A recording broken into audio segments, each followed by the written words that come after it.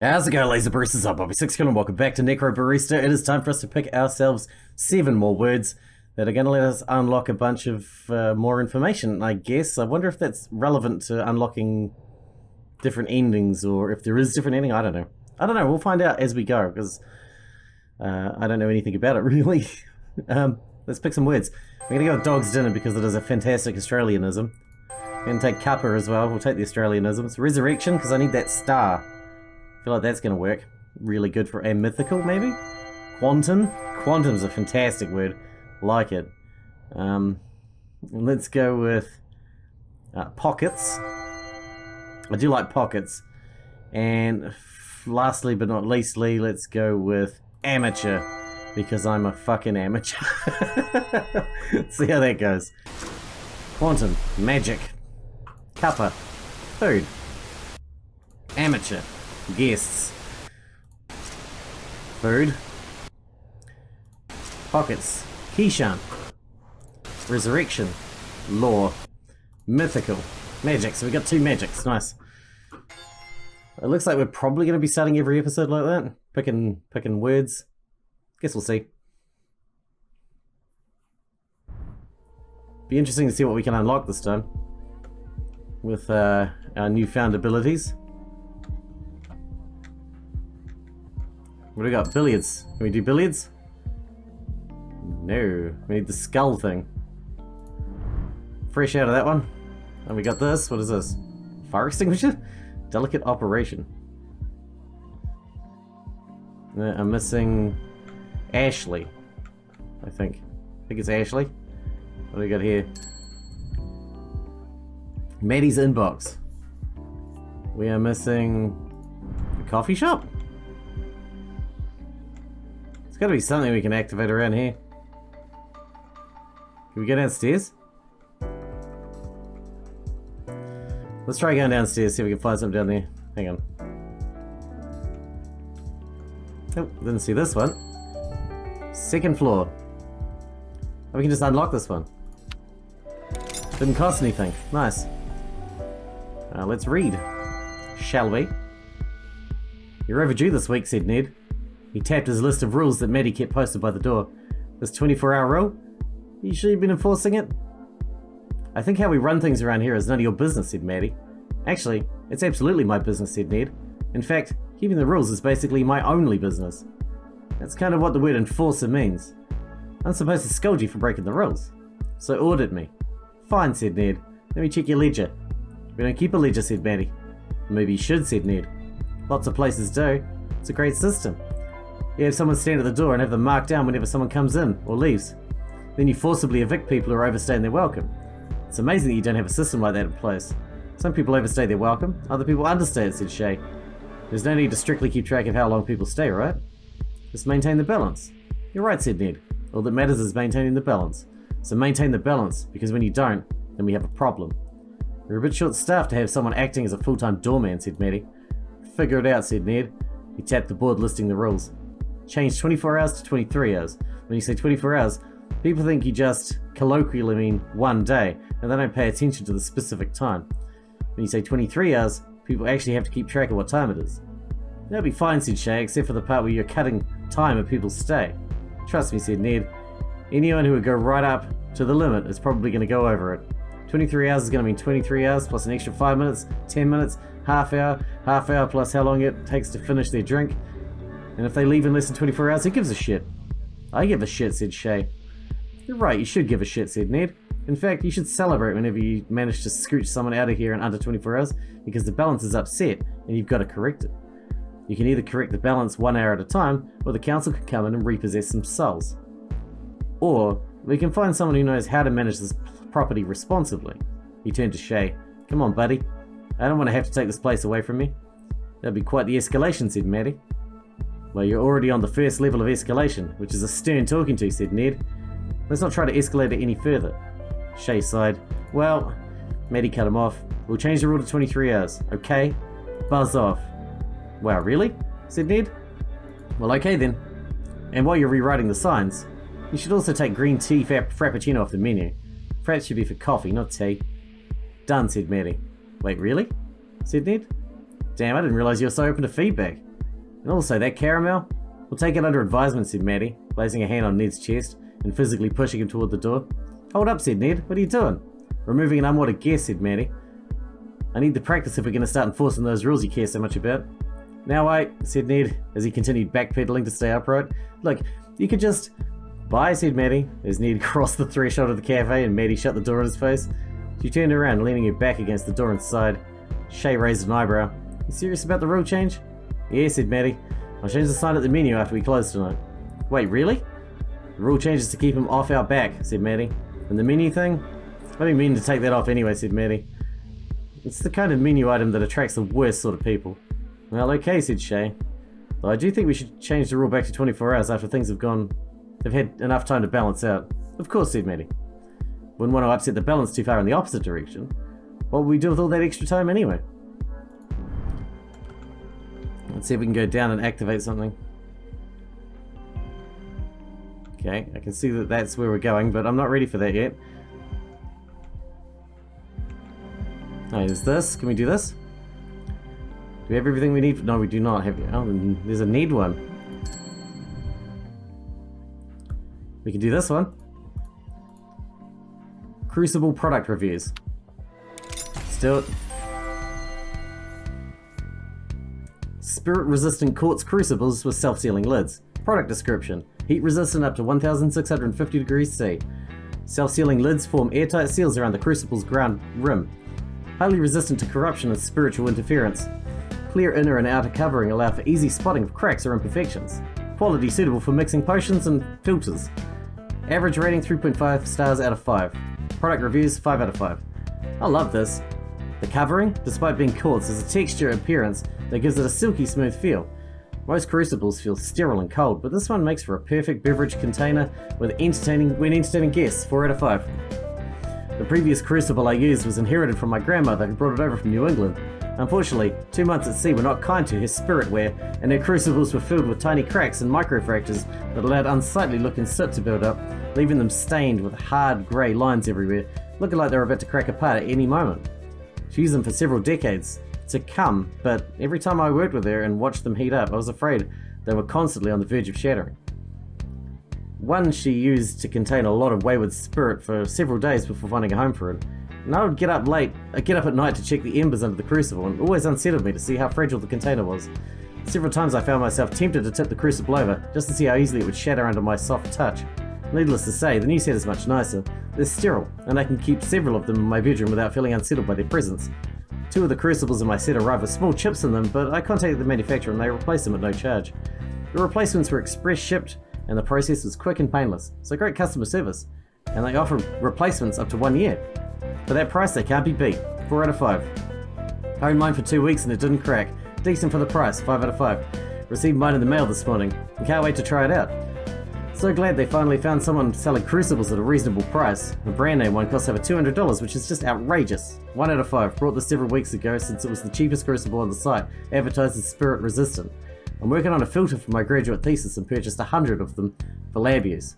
My plan was to monitor 100 different animal spirits over with different types of plant matter and compare how different biomaterials affected their vigor over a 90-day period. The first day, I set the first 5 with samples of mugroot, feverfew, ginger, ginseng, and golden seal. I placed them in the crucibles at a low heat, 80°, and left them overnight, and over the next 2 days did the same with all the remaining crucibles, finishing on a Friday and leaving the lab alone for the weekend. When I arrived back on Monday, I knew that something was wrong when I noticed the rain cloud hovering over the door. It's not uncommon for rain clouds to appear at any time of the year, at any time of the day in our part of the country, but it's quite another to find a rain cloud localized entirely within the hallway of your research lab. I braced for the worst, but I guess I should have braced harder. Nothing could have prepared me for the smell when I opened the door. I immediately felt my eyes watering and actually found myself choking. It smelled so bad. I slammed the door shut and went to the basement to grab one of the emergency respirators we keep down there. Unfortunately, the respirator did little to mask the terrible stench inside the lab.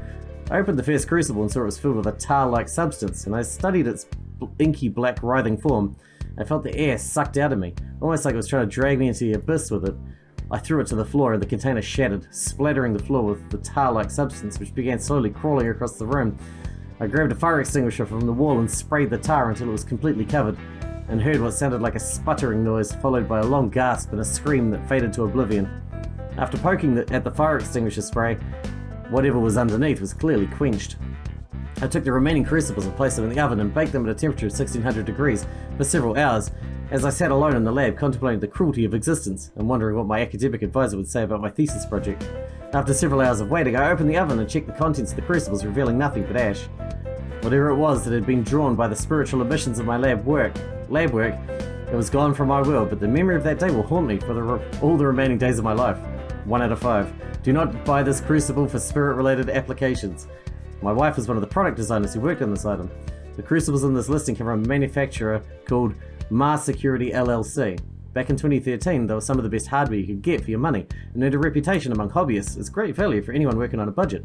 In 2016, they did a survey and found that fewer than 3% of buyers were actually using the crucibles for spirit-related applications and decided they could cut costs by removing the spirit-resistant properties. However, they found that products advertised with updated ad copy to reflect this didn't sell as well, so they continued using the old product description, which advertises it as spirit-resistant. With the new product line, which is not spirit-resistant, I don't know why they're getting away with this. Apparently, the definitions of what is actually spirit-resistant are legally murky, and the number of people affected are small enough that they continue to sell well. Stay far, far away from this one. I warn anyone you know of who might buy an item like this that it does not work as advertised. 5 out of 5. Nice colour. It's a nice one to end it on. 5 out of 5. Nice colour. Very pretty. 5 out of 5. Okay, we do not have any of those anymore. Anything else in here?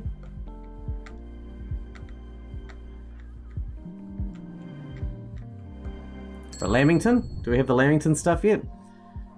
No, we don't. We don't have the Australia. We're fresh out of Australia. I hate when that happens. What's this? I wonder what was making that noise. Oh, we can do this one. The Fisherman. Maddie was about to leave the counter when an old-looking man pushed the door open. He was hunched over and he walked with a bit of a limp, and even at this distance he could see the leathery texture of his skin, a testament to many years well lived. Maddie had been about to leave the counter to shave, but there was something in the way the old man walked that made her want to stay long enough to see if he had any special requests. She wasn't sure if she would like the man, and in fact, she was fairly sure that there was a good chance that she wouldn't have much to say to the man, or much that she would be interested in hearing from him. But it was obvious the man paid his dues, and she felt that she owed him at least a few moments of her time. Even if he hadn't done anything in life worth of admiration, he at least had done enough to earn her respect. It was only when the man sat down that Maddie saw that his skin was cracked, but not wrinkled. His body had been aged, but it had been aged by the elements and the sun more than it had been aged by the passage of time. The slight limp in his step could have easily been the limp of a young man who had spent one day too many lifting loads that were 1 kilo too heavy for him. He took the seat directly in front of her. You serve food here? Apparently the man was more interested in finding out what was on offer than figuring out where he was. Maddie kept herself from visibly smirking. There was something she liked about guests that like that. People whose only question was what was on tap. Maddie glanced at Shay and gave a nod of assent. Yes, Shay was willing to play the role of grill master today. We do serve food, she said. The man squinted up at the menu above him. My eyes don't work too well in this light, he said. Got a paper menu? Maddie reached under the counter and pulled out a menu that looked just as aged as the man sitting in front of her. His scars were from coffee stains, not cuts. But as watched the man hold the menu, there was something about the combination of the two of them that felt right to her. The man stared at the menu for a good long deal longer than it must have taken to read everything on it. He finally spoke after a long considered pause. Do you suppose it would be a problem if I were to order something that I didn't intend to actually eat? It's not the kind of thing that would offend me, said Maddie. Actually, it was exactly the kind of thing that would offend her. Yet there was something in the way the man asked that made her feel like whatever reason he might have for not eating the food he was served, it would be a good one, and she was half interested in finding out what the man's reaction would be. I'll have the grilled halibut, he said. Ah, halibut, said Maddie. She understood. Many people enjoyed the concept of grilled fish more than they liked it in practice, and if this man knew himself well enough to be upfront and honest about that, she could respect that. I can't promise it's never been frozen. I hope that's not a problem, she said. Sure it wouldn't be. Sounds like my kind of fish, said the man. The best halibut swim in cold water. I ain't a problem if that water has a solid form after the halibut passes. She nodded to Shay, who nodded back and headed back to the freezer. The man placed both his hands on the counter and folded them. There was something serene in the way the man sat there, with no inclination to glance around and inspect the cafe he was in. No nervous movement in his legs, no strained expression on his face to express that he was waiting for something to happen. He looked so calm that Maddie almost didn't want to disturb him, but she chafed at the idea that only squeaky wheels were deserving of grease. Some wheels were just too polite to ask. Do you want a drink while you're waiting on that? I don't think I need a drink, said the man. Alright, said Maddie, picking up a whiskey bottle and placing it in his field of view, a reminder of what he was free to ask for. The man squinted. Is that Jack Daniels? Indeed it is, said Maddie. The man's shoulders rose a bit in what looked like barely a chuckle.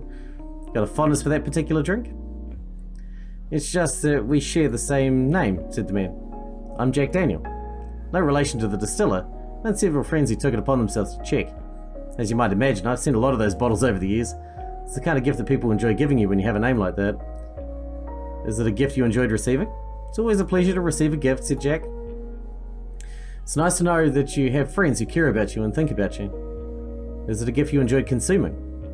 I had a shelf in my flat where I collected them, waiting for other people to come in, so I'd have an excuse to open them. Ah, said Maddie, picking up the bottle and placing it below the counter. Sorry if I brought up a bad memory. He laughed. Where's the bad memory? They're good to receive from friends and good to share with friends. It's a reminder of the people who I was close to and the things I did with them. No need to apologize for that. Maddie smiled. She was beginning to find that she liked Jack, and it seemed like Jack was the kind of person who liked her. If for no reason other than that he liked people, and Maddie was people. She chuckled with him, and she enjoyed the chuckle so much that she almost missed Jack's momentary sideways glance, an unguarded moment when his mind seemed to be on something other than what they were talking about. It was only an instant, but it was a flicker of pain she learned to recognize over the years. There was something in him that was hurting, even as he remembered his friends. A sense of loss, a regret about something left unsaid. Maddie wasn't sure. Whatever it was none of her business.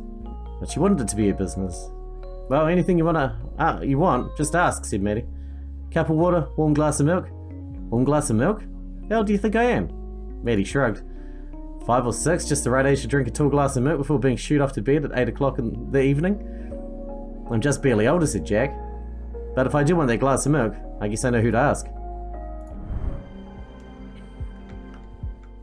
Alright, we better move on or this is going to be a long episode. We got no more we can activate until we get some more words anyway. So let's get into it. Continue. I think I know how the loop's going now. This is how the loop works.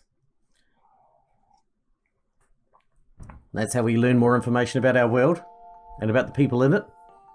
I can dig it. I do dig it. Day 2, 12 PM, the terminal. Ugh. Rise and shine. Don't wanna. You shouldn't waste your last hours on Earth sleeping. Whoever said I have plenty of time to sleep when I'm dead probably had a different idea of how things would play out after death. Man, I was hoping that I was having a really long, weird dream. Sorry, no such luck. Some more pedantic magical practitioners are quite bothered by the flippant and colloquial use of the word luck. Shay isn't one of them. I'm still having trouble getting my head around it. I totally understand. Want a coffee? Yeah, just something simple. Hipster coffee coming right up. What's going on downstairs? I didn't even know you had it downstairs. There's more to this place than meets the eye. Maddie's down there desperately trying to fix our debt situation. Sounds like she's hosting a cage match or something. Well, not exactly, but she's mentioned wanting to do that. There's some wrestler called the Red Comet that she wouldn't stop talking about for a while. Ha! And then because of that, Ashley got obsessed with wrestling for a bit and kept trying to suplex me. Ashley's small, so she has to opt for wrestling moves that control the opponent's weight instead of trying to lift them. Did she manage to? She's tiny. Couple of times.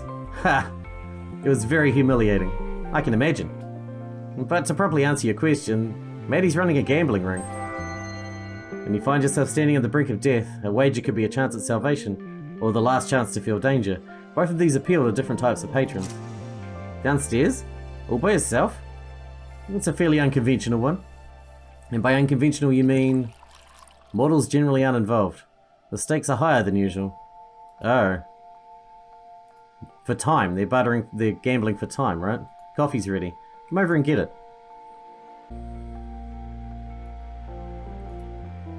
They gamble for time, among other things. You don't sound like you're a huge fan of the idea. I'm not. It's undignified. I mean, as long as Maddie's not in danger, shouldn't it be fine? The council doesn't like it.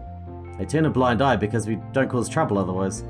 But I'd rather not have to worry about bad things coming our way, because Maddie refuses to approach the problem from a different angle. And by the problem, you mean the debt, yeah? I was pretty drunk, but I think I remember Maddie storming off after Ned turned up. Yes, I'm a bit worried about her. I wish I could help. You all seem pretty nice. The thought's appreciated. Maddie will figure it out eventually, though, I'm sure. She just needs time. Hey, thanks for the coffee, by the way. I just realized you haven't actually made me pay for a bunch of them. How do you expect to pay for them? Oh, right. Yeah, no cash. If I were feeling particularly capricious, I'd ask you to pay in time. But you're a nice kid, and you need every minute you got. You want to head downstairs? I can see your eyes darting to the stairs. I'm not going down, but I'm also not going to stop you. Yeah, if that's okay. Go on then, I'll stick around up here. Catch you in a bit. Don't waste your time. Stay where it's safe. The stairs that led down to the basement were solid and well worn, with smooth ruts on each step and a handrail that had been polished to a silky sheen through years of use. Keyshawn had always liked stairwells. People never lingered in them for long, and he'd found them to be a good place to catch a breather. He wasn't obsessed with them. That'd be weird, but he definitely appreciated a nice set of stairs. On further reflection, it was probably a little weird. Downstairs, Maddie's audience clamoured for blood. Even the dead find blood sports compelling. From you to me. With the understanding that your remaining moments on this plane are limited, you surrender this time freely without coercion, as agreed. Contract fulfilled. You're free to go. Everything comes at a price. Nothing risked, nothing gained.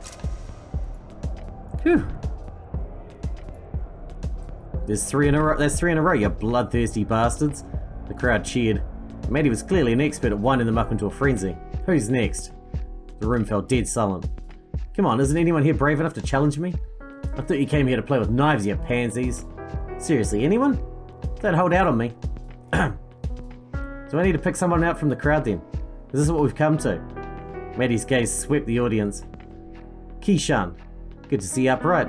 Interested in a game of skill? Me? Yes, you. Oh, sure? Give me some enthusiasm, my man. Sure. What's the game? 5-finger fillet. Some of the people in here just call it the knife game. You heard of it? Oh, finally, something I'm good at. Episode 3, Rise and Shine.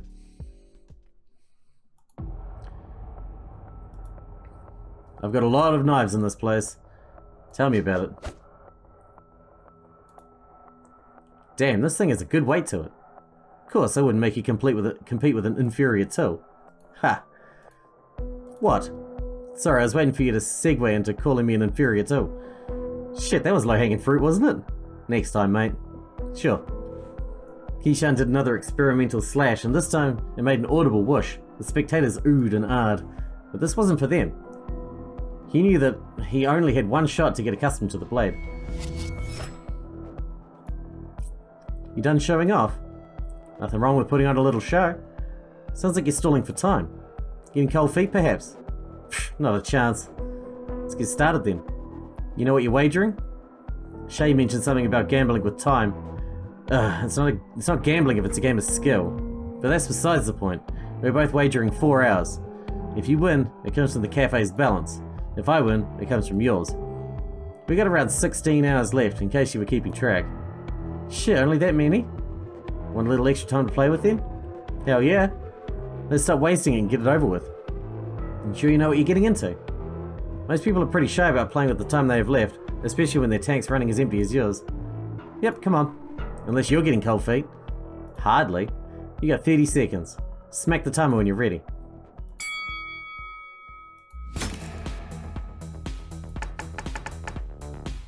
The crowd cheered and Keyshawn fed off their enthusiasm. In response, Maddie leaned back and tapped her finger on the table, feigning impatience. He met her eyes, grinned and continued his performance.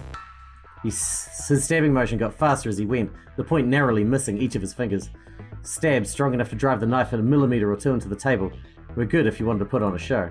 And of course, giving the spectators a show was part of the fun. You might be going fast enough to put on a show, but you're not going fast enough to win. How'd I do? 16 sets if I counted correctly. Whoa.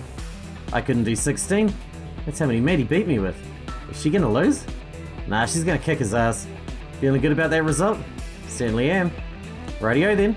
Watch closely. Oh, I will. 16. 1. 3. 7. 11. 15.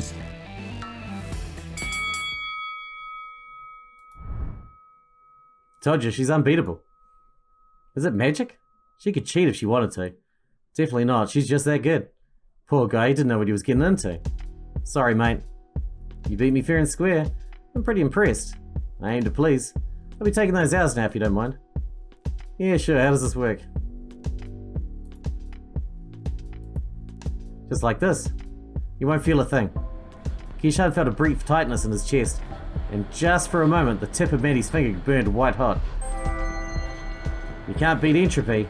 Anytime you do an energy transfer, there's going to be some amount of energy lost to heat. Does that mean you lose some of the hours? Ow! Shit! Someone in the crowd laughed. Sorry, I lied. It's done now, though. Alright, does anyone else dare to compete with me? Come on, looking for some actual decent opposition here. I'll take any challenge. Even if it's chess or something. Any challenge? I challenge you. To get everyone a drink. Round's on me. I didn't realize you were watching. There wasn't anything happening upstairs and I got bored. Right. So, you took some hours from Keyshawn, huh? Yes, I did. Do you feel good about that? Shay, do you? I won them fair and square. He didn't know what he was getting into. There was an obvious power imbalance here that you're exploiting. Shay isn't one to let you forget the responsibilities that come with power. He knew the rules. That doesn't change anything. You led him to believe that he gets some extra time. Maddie knows firsthand how seductive the promise of extra time can be. And, barring a miracle on his part, that absolutely wasn't going to happen. Doesn't matter. He's just passing through. A couple hours won't make any difference. Maddie, I'm disappointed in you. Our patrons respect us. We need to earn that respect by treating them with respect ourselves. This is not respectful or dignified. Cheating vulnerable passers through out of their time, we're above that. We're better than that. I don't care what you think is dishonest or not. I want you to give that poor man his time back. Don't pout, this is serious. I feel like a broken record saying this, but while I understand your intentions are good, you can't keep doing these things. It's all for you. If you really wanted to do this for me, find another way. This isn't worth it, Maddie. It breaks my heart to see you like this, and I know that you're trying your hardest. But this really, truly is not worth sacrificing your own self-respect over. Everyone here respects you, but you gambling with hours just cheapens that. I'll give the hours back. Shame, I was pretty great with that knife. Still not as good as me. I was pretty close.